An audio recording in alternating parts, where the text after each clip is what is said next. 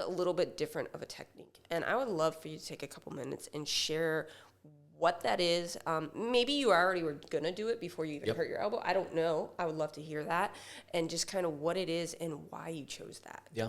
So we use in our office a technique called torque release technique. This guy, who was a medical doctor and also a chiropractor, he said, we have a lot of techniques in chiropractic. Is there a way that we can condense all of them and get the most important parts of each technique into one? So he created torque release technique. And when they created the technique, they wanted to see which were the most common patterns of issues that they would see in patients. And they wanted to adjust it to see what happened. The problem was that when they're doing the research in Miami, they couldn't get the same chiropractor to come in to do the same adjustment every single time with the same vector, frequency, speed. So they had a lot of variability. So they said, we got to come up with a tool, with an instrument that can do the same thing over and over again. Because otherwise everybody will be different. It would have not been reproducible, right? So he starts dealing, he finds this tool that was designed to break molars for dentistry. It does kind of look like a dentist tool. So it was designed to break a molar back in, the 60s. So he takes that and he said, let's put a rubber tip in it. Yeah. And he starts inventing with this instrument. He has the dental tool with the rubber tip. And now he's like, now we got to figure out the consistency. How can we get this to be every single time the same adjustment? So he's looking at a movie, and this is him telling the story, right? He's looking at a cowboy movie, I believe, or a veteran movie, and he looks at somebody, steps on a landmine, and it goes off. He's like, what if we create a mechanism that works like a landmine, that the moment it feels a certain pressure, it fires?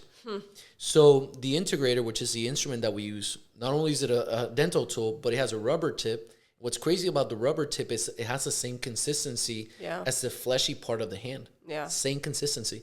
And then it has a springs in it that you load the instrument, and once it reaches a predetermined pressure, it always fires at the same pressure. So now you can have the same adjustment every single time. The reason I started using that technique is because the guy that saved my grandmother used the same instrument. Okay. So I knew I was going to use it already. So prior to even hurting your elbow, you already knew it. I already knew I was going to use torque release technique and the integrator. Because that is a more precise mechanism. And so tell us like a little bit, for those people who are listening, who are like, okay, I thought chiropractic was chiropractic.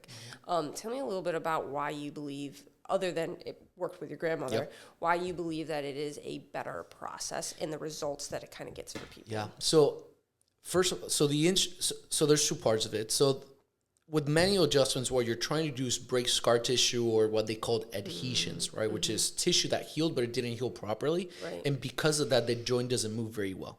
So with the manual, you'll get in there, crack it, and, open it up. And some people love the big crack thing. You'll see it all over YouTube. Like crack addicts. Crack addicts. Yeah.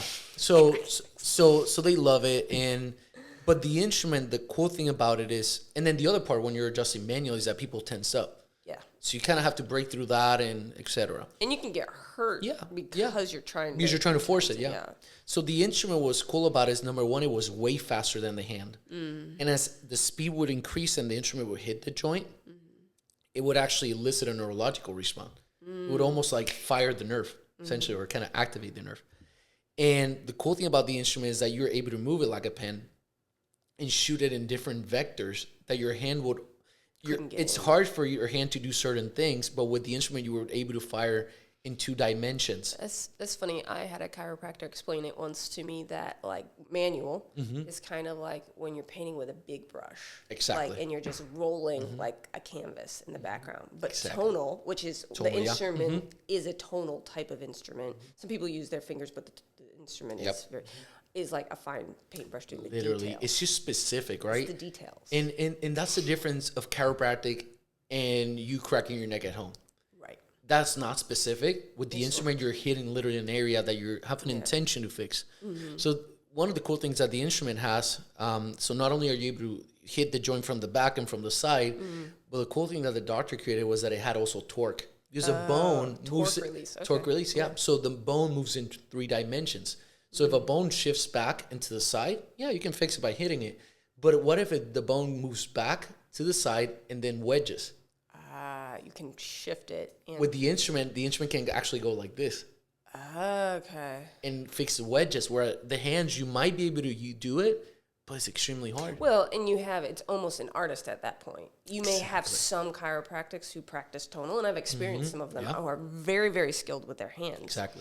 But that is not reproducible. Not reproducible, yeah. And then that doctor would be the only person that can do that. And if he's gone or he has a moped accident, you have a You problem. cannot get the same results. So that was a big benefit of using the instrument, that you could get reproducible results. You could get another doctor that does the same technique and produce similar results as well. Obviously, the more you do it, the better you are at it. Exactly. But still. Because again, there's technicians and there's artists, right? Yeah. A technician is the one that's able to follow step by step what you got to do.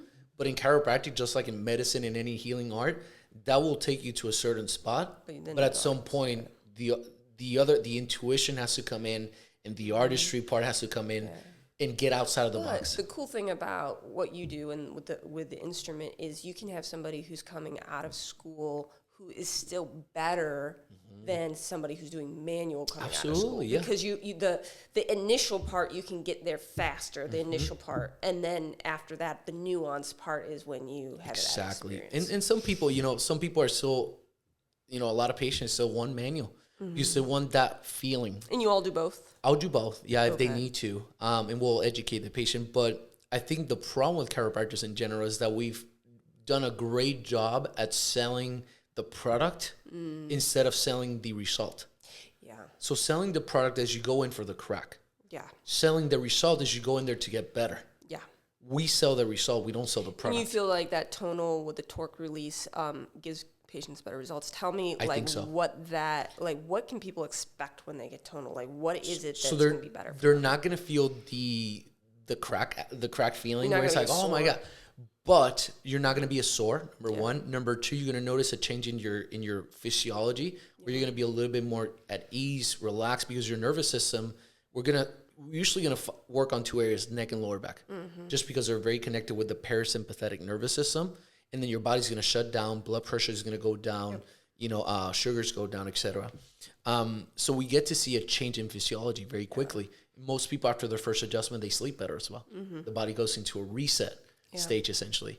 And the other part is, the more you do it, you kind of see a progressive change all the time. Yeah. The patient's like, not only is the pain going away, but I'm sleeping better, have better energy, better mood, etc. Because we're working with the brain. I feel like, too, you guys, with the tonal and with the torque release like you do, you can hit the nervous, like the cracking, it's going to align your back and help with the nervous system to a certain extent. But when you're you're going, and you've done it to us before, you're like, I'm going to hit this little thing right here, and this is connected to this, which is going to do this, which is going to do this. And so it's that precision that can get the results. And that's why I think you guys don't just do pain. Exactly. Because cracking might get rid of the pain, maybe. Yeah, absolutely. But you can help and work with pregnancies and brain fogs and autoimmune diseases and neuropathy and all sorts of different things. Exactly. So I think the technique plays a huge role. And even I've had associates come to my office, doctors that are new from school, that didn't necessarily believe that was possible, and they started doing it. And when they started doing it and they started to see the miracle stories coming in, they're like, oh my God, this actually works. I was like, I know. I went through the same feeling at some point. So it's insane. And I wish more patients would give it a chance. Yeah. Because it's not the tool per se.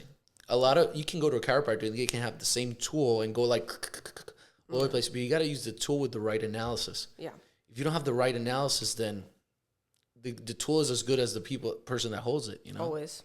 And that's the challenge. So people have preconceived notions like, oh, you're going to hit me with that tool that doesn't do anything. It's like, yeah, but we're going to hit the right place.